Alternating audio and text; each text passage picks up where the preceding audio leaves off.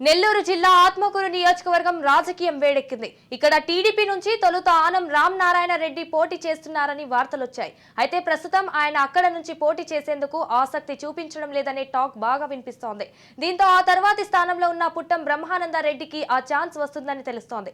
అయితే ఆత్మకూరు నియోజకవర్గం ప్రజలకు పుట్టం సుపరిచితుడే కావడం, ఆనం వెంకటగిరి కోరుతుండటంతో టీడీపీ అధిష్టానం పుట్టం బ్రహ్మానంద రెడ్డికే ఈసారి ఆత్మకూరు టికెట్ ఇచ్చేందుకు సుముఖంగా ఉందని తెలుస్తోంది.